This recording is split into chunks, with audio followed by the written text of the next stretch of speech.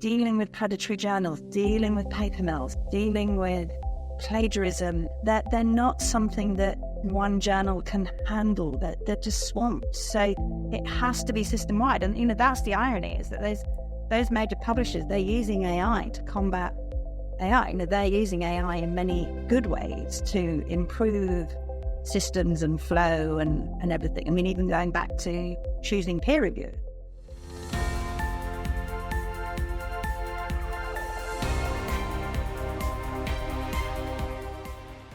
Hello, everyone, and welcome to another episode of Sites Exchange. I'm your host, Nikesh Gosalia. Today, we have the privilege of speaking with Joan Marsh, Editor-in-Chief of the Lancet Psychiatry, and a distinguished figure in the realm of science editing and publishing. Joan brings a wealth of experience and leadership to our conversation. As Editor-in-Chief of the Lancet Psychiatry, Joan plays a pivotal role in shaping the journal's trajectory. Her journey in academia and publishing began with a degree in natural sciences from Cambridge University, followed by a PhD in molecular biology. With a background that includes editorial roles at prestigious institutions like the SIBA/Novartis Foundation in London and John Wiley & Sons, Joan's expertise spans across various facets of academic publishing. In addition to her role at the Lancet Psychiatry, Joan has made significant contributions to academic publishing through the European Association of Science Editors, more famously known as EASE, where she served as president for 6 years and chaired the Gender Policy Committee. Her commitment to promoting diversity and excellence in peer review underscores her dedication to advancing scholarly communication. Today, we are excited to delve into Joan's insights, experiences, and vision for the future of academic publishing. So without further ado, let's welcome Joan Marsh to the show. Welcome, Joan. Thank you very much, Nikesh. Pleasure to be here. Brilliant. So let's get started. Let me start by asking you a little bit about your journey as a science editor. And from what I remember, you started way back in 1987 when the internet itself was just emerging. So can you tell us a little bit about your experience of academic publishing through the years? And are there any key changes that you've seen? Yes. So I literally started editing on paper, and we cut and paste. So when you have an app that says cut and paste, I used a pair of scissors and a little prick stick glue. So when we were editing manuscripts, it was pencil and a rubber, not red ink because you needed to change your mind. But I also edited transcripts of conversations, and that's when we would cut and paste. And the other thing is in proofs, when you check proofs, if you wanted to change something, in those days, they would literally strip out the line and put in another typeset line because it was metal type. So you had to make sure that your change could fit in a line. So if you added a word, you needed to shorten something else because otherwise you'd be changing the whole paragraph. So yeah, life was quite slow in those days. And we got terribly excited when we had a fax machine and we could talk to the Americans in almost real time. And then gradually we had word processors, so we could each do our editing. And of course now everything is available at the touch of a button. But instead of us having more time, we just seem to get more work done and deadlines get tighter. And so the technology has changed, but the pressures to get manuscripts out in a hurry has just intensified. That's a brilliant insight, Joan. Probably I also did not give that so much of thought in terms of, on one end, the efficiency seems to have improved, or it should have been with technology, but probably because of just the pressure of getting everything right, understanding the technology first, adopting to it, and then using it, we all feel more pressurized. Are there any other key changes that come to your mind, Joan, when you look back over the last 37 odd years? I think building more on what I was just saying is that, and it goes on to current excitement about AI and things, we still need people. So again, when I started, my editorial assistant used to have to go down to our print library and check references in print volume. And she checked every one. And then when people started to use tools like reference manager. And authors would say, my references are correct because I use a tool. Yes, but they're not correct because you've entered the data incorrectly.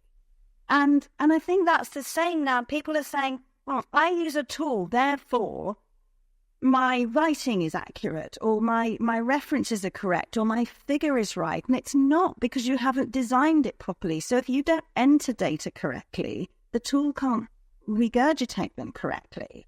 And if you don't plan what you're doing, it can't be right. However, you can have a beautifully written paper that you use AI to help you write, but if your thinking isn't clear behind that, you're not going to have a clear message and a well-written paper, in the sense of a well-designed, structured paper that tells your story. So I think, although the technology has changed, I like to think that as editors we'll still have jobs, but we'll still have jobs because authors are still required, and authors need to make that input, and then we need to help them to produce the best paper possible. Absolutely. I fully agree with you, Joan. I think the input is still extremely important, and so is the interpretation of that output, and essentially, how do you use that? I think you've partly answered my next question, but in case if you want to build on that. So with all of these technologies that are emerging, how would one navigate this very fine line between embracing innovation, you don't want to be left out as well, but at the same time, maintaining the integrity of traditional publishing practices that have been built over so many centuries, and that too particularly in the field of mental health research? So in mental health research, the big movement at the moment is the inclusion of people with lived experience of mental illness. And that is at all stages. So the ideal is that they are involved in designing the project, co-design, from the very start. So which questions are you going to ask in this study? And are those questions important to the person living with mental illness?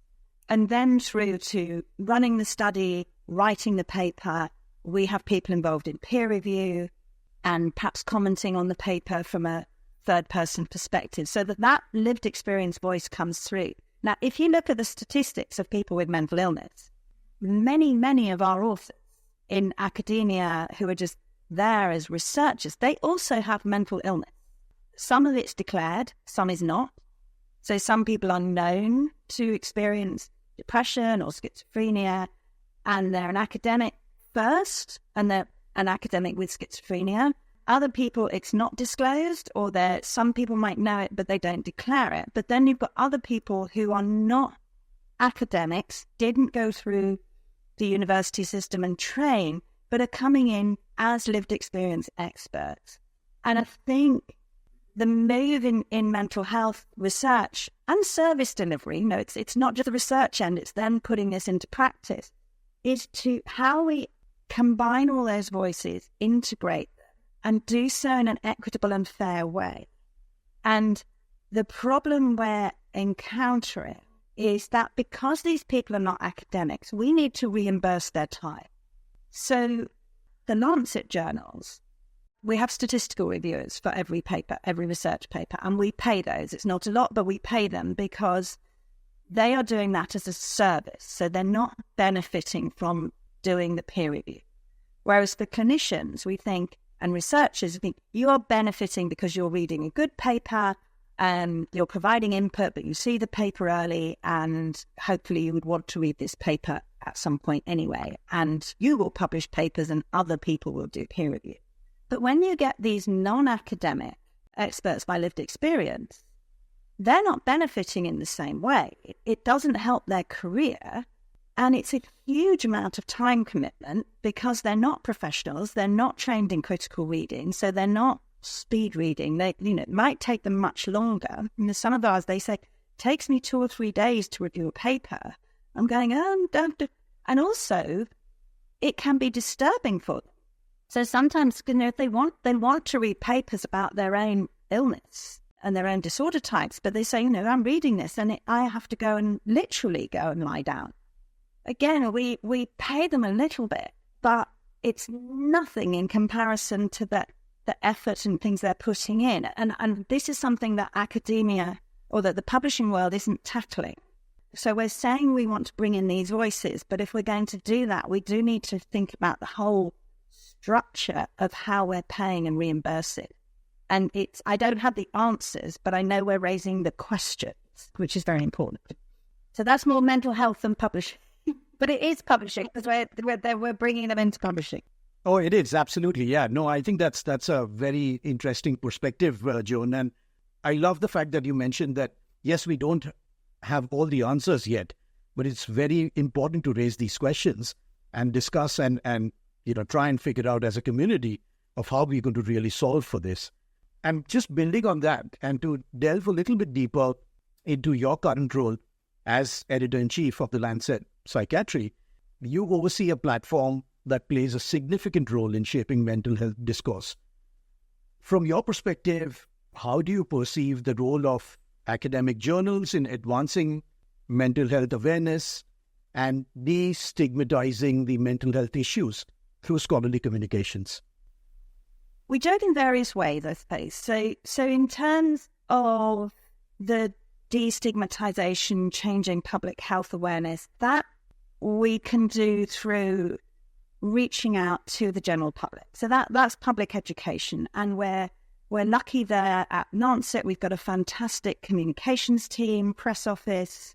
So we can get press releases out, work with journalists. So in the UK, the Wellcome has this Science Media Centre.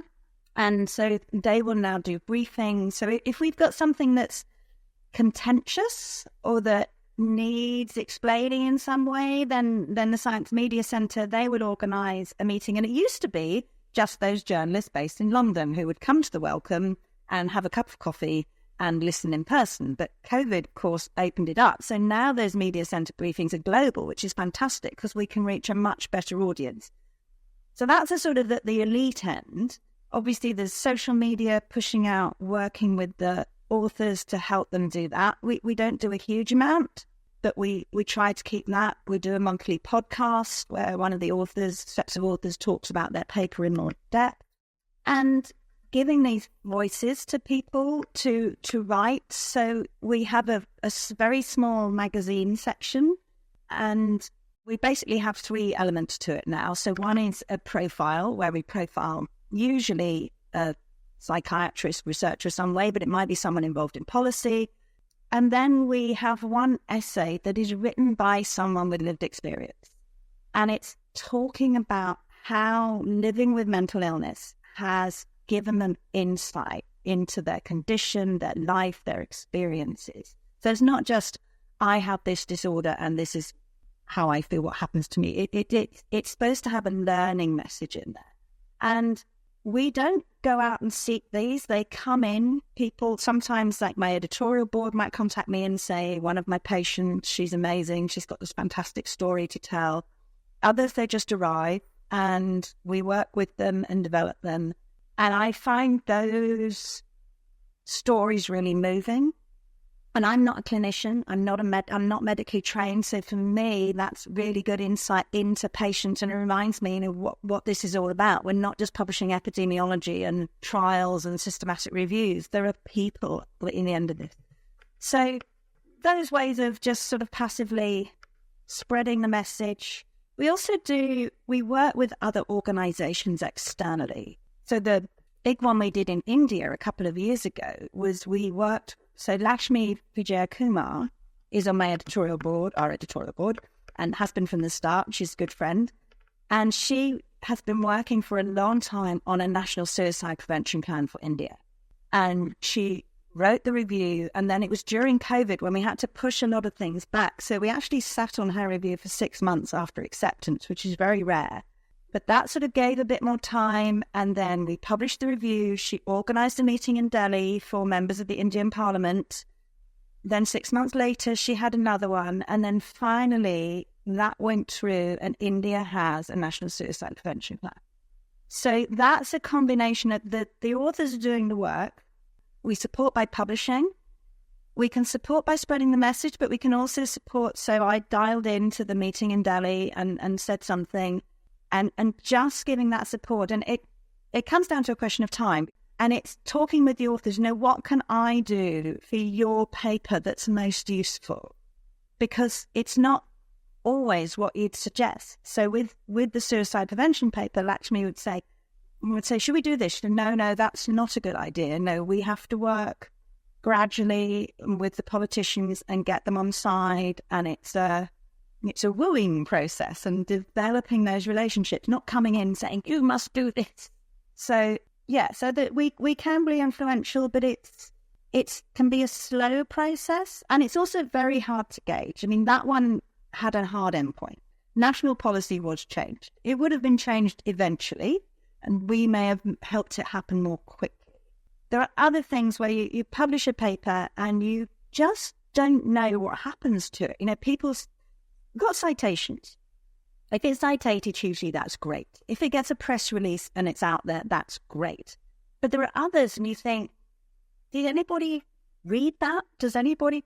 And then you might be talking with the author 2 or 3 years later and they say, oh yeah, I get loads of good feedback on that paper. People say it really helped them write their grants and the sort of more position papers and commissions we do, that they are being used, but we're not necessarily aware of that. So that's interesting, and that just means you've got to be out in your community, to hear what's happening to what you've published, and then also to pick up the vibes for what's coming next and what areas we need to be investing in and developing. Thank you for sharing that as an example, Joan. That's very inspiring, and to be part of changing a national level policy, that's amazing. And I think from our experience also more recently talking to a whole set of publishers and societies, we are seeing something similar, where a lot of these societies are also saying we've got fantastic science, maybe it's a bit complex, but we want to give life to it. And so we are using some of the derivative assets, like it could be a short video, it could be a simplified infographic, it could be some of those plain language summaries, to just bring that awareness not only to their peers and the kind of the so-called technical community, but even lay audiences. And the whole idea is for everyone to just get an understanding of some of these amazingly well-written, well-researched science topics, which, like you mentioned, either are behind paywall or even after open access. There's just so much content available out there that it's very, very difficult to really identify some of these. So, I think that's a similar trend that we are seeing as well. Just moving on, Joan, I think academic journals shape research trends, for example, in the field of mental health. But from a journal editor's point of view, what responsibilities do editors have in guiding these trends? There's lots of little things we can do to improve reporting. So the main thing I've been involved with, which was through EASE, was sex and gender reporting. So when I was president of EASE, at one of our conferences, Shirin Haidari came up to me. She was a new member, and she said, Joan, EASE needs a gender policy group committee. I was like, oh, do we? Okay. So Shirin set up the committee, and then they developed the sex and gender reporting guidelines. So we were aware of this in medicine, that the story at the time in medicine was that all the cardiovascular drugs were developed in trials on white men. Thalidomide had been brought in as a drug for morning sickness for women and then had awful effects on the children. So after that, the research community knew that drugs could be detrimental to the fetus. So basically, women were excluded from clinical trials in case they got pregnant and then damaged the fetus. So the drug companies just did trials on men. They were white men, mainly in cardiovascular of a certain age. And then the drugs are licensed, and then they're prescribed to everybody on that basis. We knew that was happening, and there was a campaign to get more women into trials and to do this. And what Shirin's group were trying to do was get sex and gender reporting in there. So we produced the guidelines. They were published in 2016, and for quite a long time, it felt like not much was happening. So we kept saying, how do we get journals to endorse? We were giving presentations and talking about them and encouraging journals to use them. And it still just felt like not a lot. It was slowly. Then I joined the Lancet and I said, can we get this? And then it's like, no, we'll do this, but we don't formally endorse them. And then about 3 years ago, they just suddenly started to get a life of their own. And the Lancet now formally endorses them. The WHO has just endorsed them, which is fantastic. Many journals have signed up. Elsevier signed up all their journals, and that's a huge swathe of journals. And through EASE, we've signed up more journals. So one element is that journals endorse. And then the next one is that actually having an effect? And do we have time to monitor? But we have been doing this, slowly implementing them for some time at Lancet Journals. And so my memory is, first of all, when I started editing journal papers, people would say, there were 100 participants in this study and 60 of them were men. Okay. Then the sort of feminists came through. So the women authors would say, there were 100 people in this study and 40 of them were women. And we're kind of like, could you tell us both? And that was sort of when people were really only giving you two options, male, female, men, women. But so in the table, we said, this many women, this many men. And we don't need to do the maths. Don't make us do the maths to find the other one. And now that people are asking more questions, so it would be male, female, prefer not to say, other gender, non-binary. We're not saying what you must ask. We're saying, but whatever you have asked, we want you to report that. And the same with race and ethnicity. If you're collecting ethnicity data, tell us what options were given, give us the answers, and if you've got detailed answers, perhaps stick them in the appendix and then just collate. So in Britain, you quite often come down to white, Asian, Black British of some description. They condense them. I've just looked at one paper and I think they use the UK census data, which has lots and lots of options, but then they condense them down. So in the main paper, you might get 2 or 3. So in the States, you get white, Black, Latin. If you've got detailed answers, we want them in the appendix. And the reasons we're doing this, when I'm teaching, I'm saying it's the reason we want all your data, even if they're not in the main paper, is that when people come to do meta-analyses, they need access to as much information as they can get. So in your study, you may not have had enough people of this particular ethnic background to even report because it might violate the small cell requirement. But if you add all these up over 10 papers and someone does a meta-analysis and they can look at the individual patient data, then they go, oh, actually, we've now got data on 50 people and there's a small signal coming through there. So perhaps we should do a study to look at that group in particular. So we're pushing reporting to a higher level, which basically is more granularity, more information. Because a lot of the times they had this information. They knew who their patients were. And we're just asking them to report those data so that readers know and then we can use that information more. Thank you. Thank you for sharing that, Joan. Talking a little bit about diversity and specifically diversity in peer review, how do you see the relationship between diversity and the quality and the relevance of published research? Oh, that's interesting. Diversity in peer review is really interesting. So again, I've been at the Lancet 10 years, and in all that time, we've really worked hard at getting more women reviewing. And in psychiatry, our numbers are pretty good. I should back that up with a number. I think it's about 40% of our reviews are done by women. But for a long time, we couldn't collect data. So actually, at the end of every year, I had a spreadsheet of all my peer reviewers. And I would go through it and I would guess by name, and the names I couldn't guess, I would email them. Or I would look online and you could see if they've got a picture or they're using pronouns. And if not, I literally emailed mainly the Chinese authors and said, excuse me, I'm doing some data collection. Are you male or female? Of course, now I would say, do you describe yourself? And now Elsevier are collecting those data. So Lancet Journals published by Elsevier in Editorial Manager, and we're collecting data so we can run the statistics on who these people are. So we're trying to get more women and we can know, and more diverse. We're also collecting ethnicity data now, but I'm not sure We try in the sense of we're trying to think of people who don't look like the standard white UK, US male.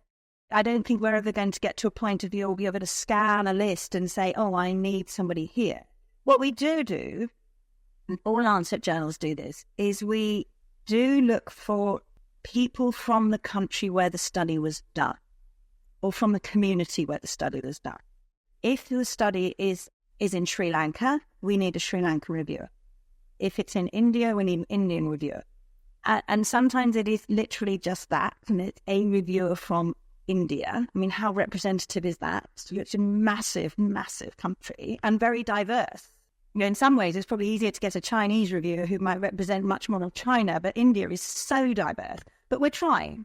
And then, you know, I think over time, as we build our networks, we'll get more granular and go, well, actually, okay, but we need somebody from this state in India or who's... So with database studies, we need someone who knows the database so they can look at it and say, yeah, but this database doesn't contain that sort of information, or these services don't work in that way.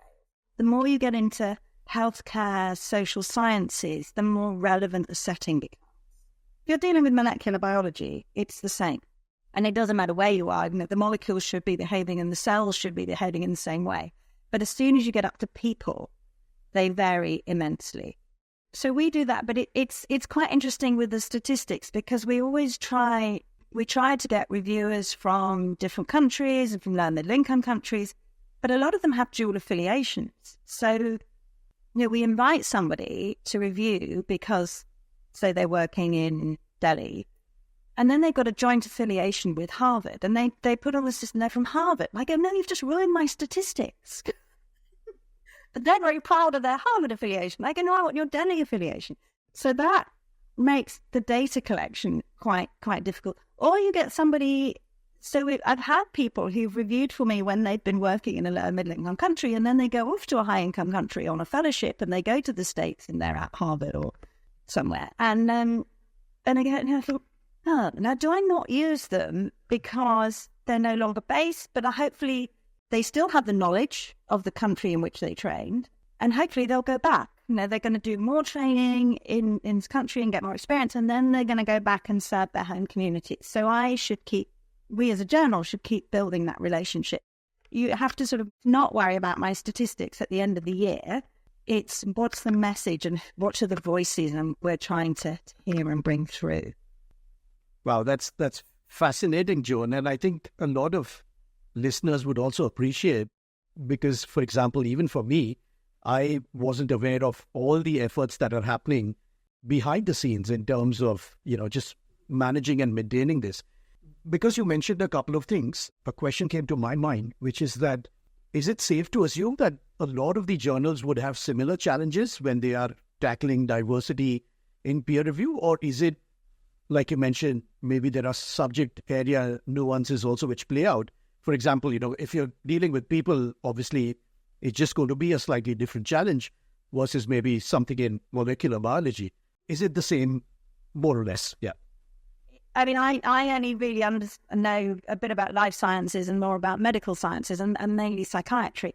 But if you think of many other disciplines, so ecology, agricultural sciences, in any of the applied sciences, they're going through again to settings and being important. I mean, even engineering. You know, if you're on the structural bit of building a bridge, it's probably the same. But if you're actually thinking about, I need to build a bridge over this river, that's going to have other implications.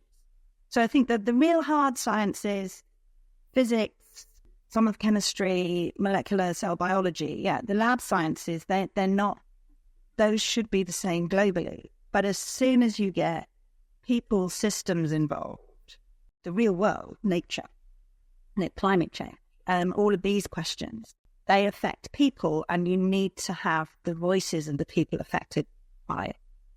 So when I talk to people at EASE conferences or editors of other psychiatry journals, and sometimes they think, oh, it's all right for you because you're the Lancet and you've got a big name and everything. And I go, I know, and we have. And I'm very lucky because we're full-time.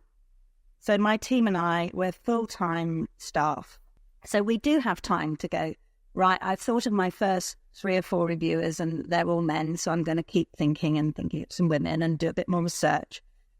my message is, I think as an industry, as an editorial journal industry, we don't use early career researchers enough. We do at Lancet. So there are various levels. So it can be that we invite someone to review, and so again, we now have the facility when they fill in the review, an editorial manager, the senior reviewer can say, I did have help from X, and that person can be named, and then they're identified, they're caught in the system, and we might use them next time. But also, sometimes I would invite someone to review, and they'll come back and say, I'm too busy, but I've got this good PhD student, postdoc, trainee. If they're recommended by someone I trust, or someone who even just has a big reputation, then I will just use them. And what do you have to lose as an editor? At worst, you get a weak review. And then you go, okay, I need another one. And you've lost a little bit of time. But at best, you get somebody else who does a good review, and then you go, okay, I can use them again, because they're very passionate because it's their topic, and they have more time because they're not receiving 10 email invitations to review every day. So I think as a group of editors, we do need to just reach down. So there's reaching out for geographical diversity, but I think there's also reaching down to early career researchers and encouraging them to do review. And if, sometimes it might be they've done a good review, we can give them feedback.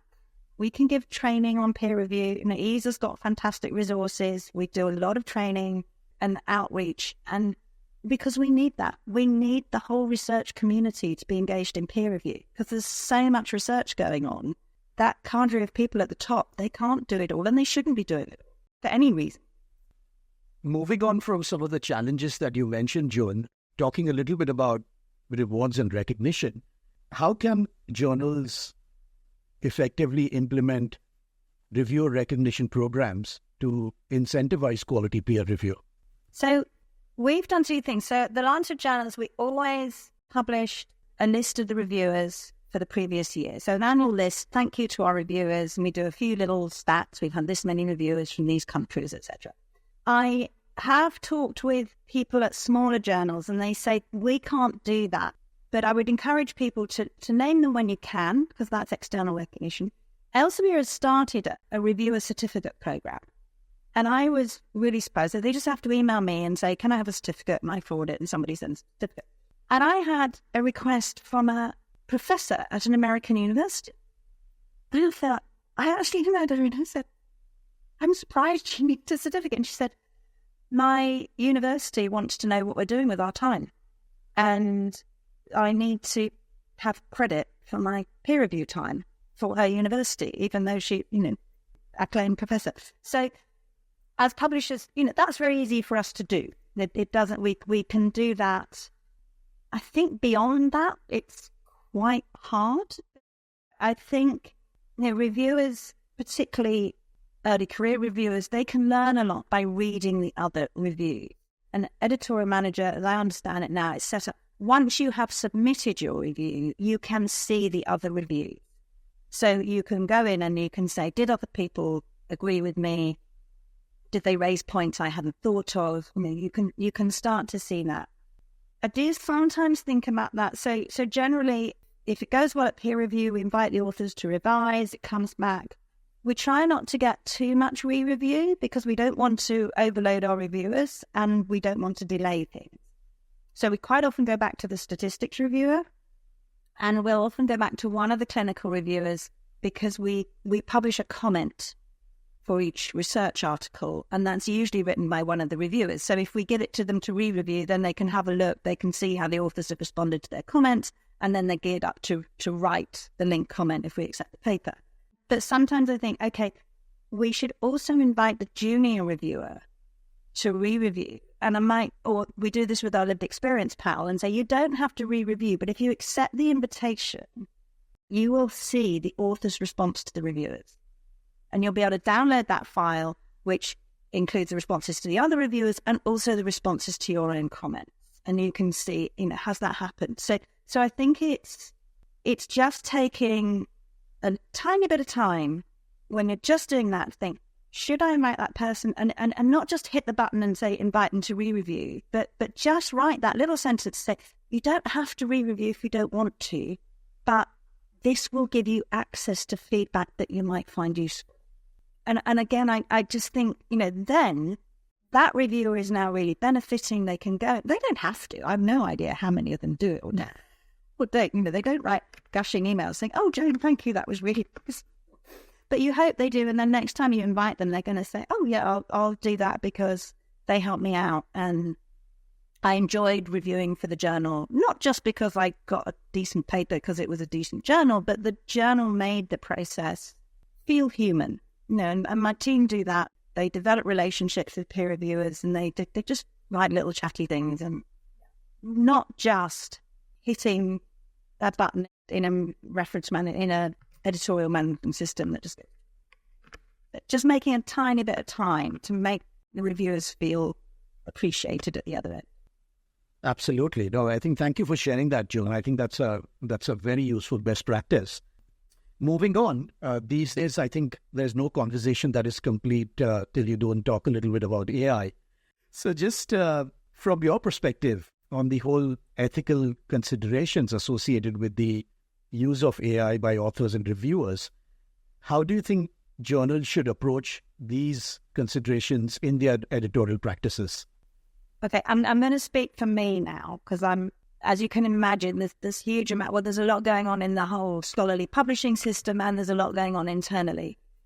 We are seeing papers coming through where people are declaring that they have used AI to write the paper, and we're allowing that. So I am speaking as Lancet journals. They are allowed to use AI, but they must declare that they should declare it, and then they have to declare that people, the authors, the named authors, take responsibility.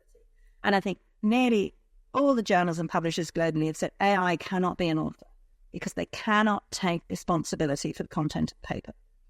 So I think we're all sort of there. And then it's a tool. And in at the Lancet, we're discussing it's not that dissimilar to hiring a professional editor and a professional medical writer. I mean, professional medical writers and editors may have more insights, but in terms of tidying up the language, I think that's fine. And somewhere where I think AI has a real future is in writing the abstracts, because authors are not good at writing abstracts.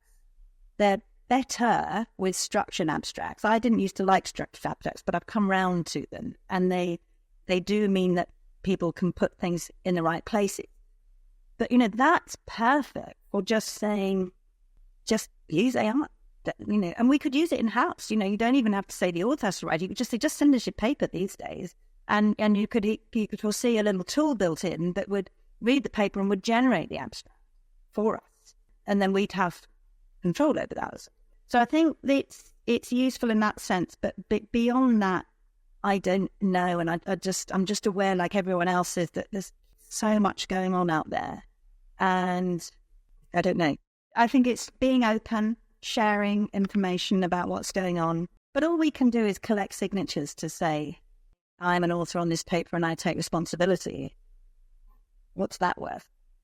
We published a paper a few years ago, and there was one sentence in it that just said that ADHD was a brain disorder.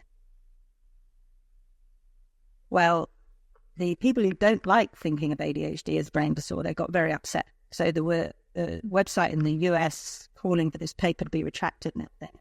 Huge hoo-ha. And I was talking, and eventually it did die down. They were calling for the paper to be retracted. We didn't retract the paper, and eventually it just died away. But it was literally this one sentence in the abstract, in the discussion. And I was talking with one of the authors on it, and it was a paper that had 30, 40 authors. And I said, did you see that? Did you sort of think about it? And they went, oh no, I didn't read the paper. So I have a form with your signature on that says you've read this paper. And you went, oh yeah. Don't read all the papers with my name on. So, and I think that's true. If you think of the consortia type papers, how much of it? And what would you read? You would sort of scan the abstract and the key findings, or the bit that your research reported, wouldn't? I mean, I understand, again, people are people, they're human, and they're very busy, and to expect them to proofread in great detail every single paper. And sorry, I'm speaking as me now because I'm standing there. It's not politically correct, but we live in the real world. And the real world now has AI in it. So we have to accept it's there. People are going to use it. Most hopefully will use it advantageously and to the benefit of everybody. And there'll be people who use it in less good ways, either intentionally or unintentionally. And all we can do is, as editors, we come back to our gatekeeper function and try to put structures in place to guide good practice and try to identify poor practice.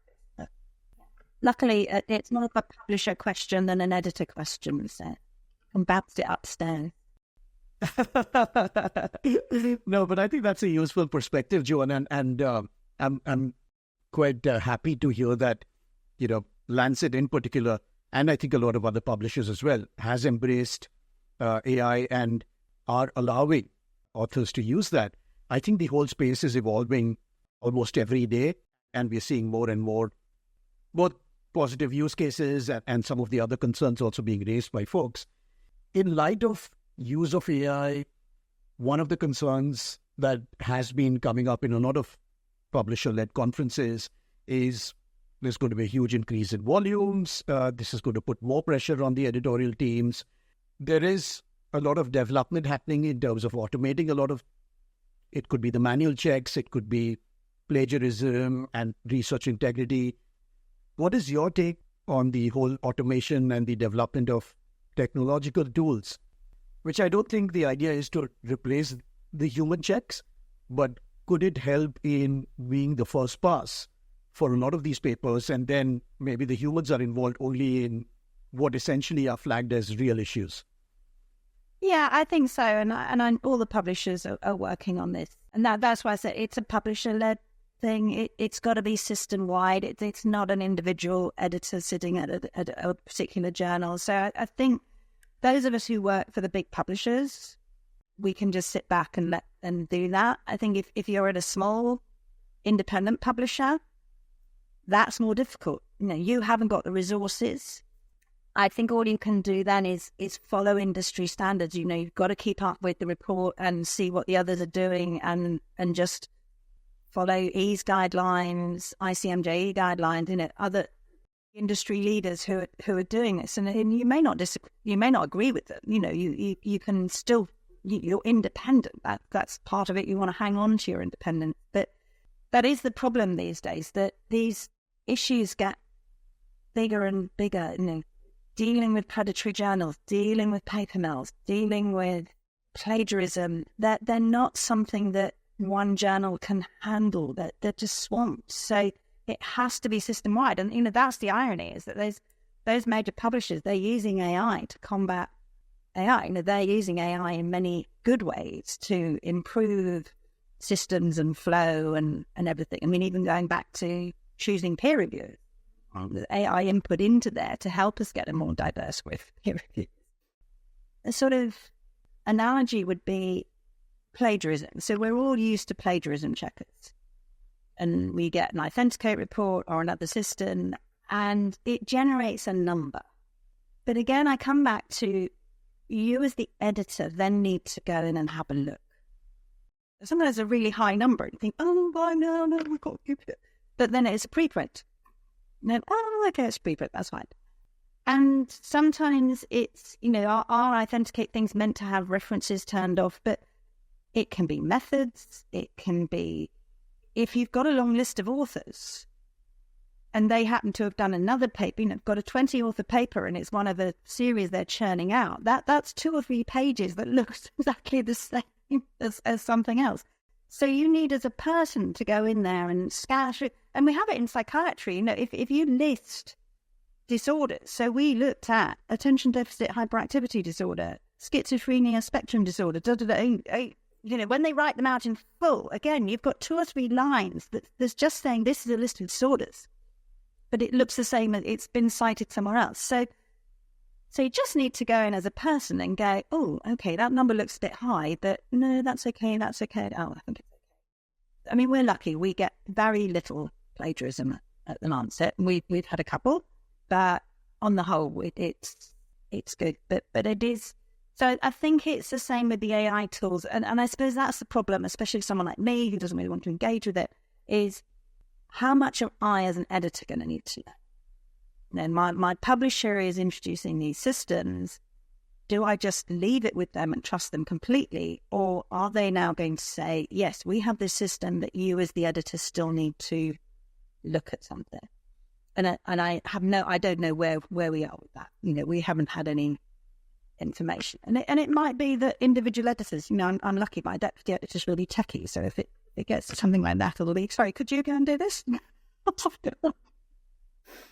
And yeah, you know, we all need to stay abreast and be aware. And there's plenty of industry things that can do that, but don't get too scared. I mean, you could read blogs and blogs and blogs on AI and publishing, and you won't have got any further down the line than you were before you started. So at some point, just go and do your work, and then come back occasionally and check in and go, how we do it. Yeah, no, I think that's an important piece of advice, Joan. I think typically, as it happens with any huge trend that is emerging, there's a lot of fear right now. People are worried. People are kind of maybe building or fearing in their minds, at least, like a doomsday scenario and AI and everything's going to be, taken over. But you're absolutely right. I think there has to be that perspective building from time to time. And it's still evolving. And we just have to monitor. We have to keep abreast. Of course, we can't ignore it as well. But at the same time, probably not be consumed by it. So thank you for sharing that. With so much of vast experience that you had, Joan, what would be the advice that you'd give to early career researchers and even aspiring journal editors who are very passionate about promoting diversity, advancing mental health awareness, or even contributing meaningfully to the field of mental health research through academic publishing? I came to mental health research very late. So I worked in life science publishing, and then I wandered into medical publishing, and then I was given the psychiatry book list to look after at Wiley, and I didn't really want it. No. And then I came to enjoy it more, and then I got the job at Lancet Psychiatry, and now I absolutely love it. And it's fascinating because it's just people. So mental health researchers, I mean, I think you're in an amazing field. Yeah, just go ahead and really enjoy it. And it's so diverse. I mean, I met someone and they were doing something that they were using, I think they were using an AI tool to help people with a certain disorder to then get on to do something in their daily lives. You know, it wasn't medical at all, it was social, but then they were bringing this AI computing perspective to it. And it's early days. It was very PhD study, and you just think, oh yeah, but that's where things are going to happen in the future. So I think but there's just so many opportunities, and it's not just clinical trials and systematic reviews. I mean, we publish a lot of systematic reviews. They're forever trying to sort of pull the signals out of the data we've got, because our data aren't great. We're not cardiology and oncology. We have small trials and people drop out. So clinical trials in mental health are really hard to do because the people are really ill and they don't want to stay in a trial and keep coming back and being measured and assessed. But, you know, the standard's risen. So it's in the 10 years that we've run Lancet Psychiatry, the quality of papers, not just that we're getting because we've gone up the ranks, but you can see it across all the journals, because conference presentations, the standards are really coming up. There's a lot more rigor in the studies. So I think for doing mental health research, you know, it is that. So psychotherapy, now the trials, they're using manuals, they're very heavily prescribed what's doing on. They are looking for adverse events, which they never used to do. So there's a lot going on. It's developing fast. So I just think if you're an early career researcher and you're wondering, you know, is mental health a field, I think it's a brilliant field to be in. And the same for people going into the medicine, and it's a great discipline to actually practice medicine in. I mean, from an editing perspective, I think it's very difficult to talk to young people about careers in editing because we don't know where we're going. But as I've said many times in this interview, I think people are still there. So I don't think AI is going to take all our job away. They will change. I think you still need some language skills. And it doesn't mean you need to be perfect at English. I think you need language skills in the sense of communicating clearly. And that can be with short sentences and simple words. So you haven't got to write beautiful English prose. And to be honest, we are really talking about English language publishing. But break it down, keep it short, keep it simple. And what's the message? And you as an editor can help authors to put that message through. And to ask them, sorry, what do you mean there? And you just read and go, well, I don't know what you mean. No, please explain that more clearly. Well, the author knows what they mean, but you as an editor to just pull that out and say, no, what does that mean? And in terms of careers, I think we'll be around, but I think you've got to be nimble. But I think that's a generational thing. When I was young, you were still at school. It was, we were going to train for a career, and that would be your career for 40 years, and then you'd retire. And it's broken up more. I mean, I became an editor, and they don't do editing in careers advice at school. And I did it by, I fell into editing because I tried science and I'm not very good at it. So I think that the generations coming through are more thinking, I will have a job for 3 to 5 years, and then that might change. So there will be careers in science publishing, but they may look different to sort of classic one. And you see that within the big publishers, that they have development. And I was going to say IT departments, but then you always think about the person who's helping you set up your laptop. But the ones who are developing these systems with AI and tools and trying to make the whole process more efficient. So I meet people and they work in publishing. We meet them at Ease conferences, and they're working and think, oh, really? You do that? Okay, that right, yes, never thought of that. So there's a huge variety out there, and I think it's just getting out and asking around and meeting people and finding those jobs. There will be some. Absolutely. And so that's a wrap for today's episode of Insights Exchange. Thank you, Joan Marsh, for your valuable insights into the world of academic publishing, especially within the domain of mental health research. Your inputs on the importance of diversity in peer review, the ethical use of AI, and maintaining a balance between innovation and traditional practices have offered practical insights into the evolving landscape of scholarly communication.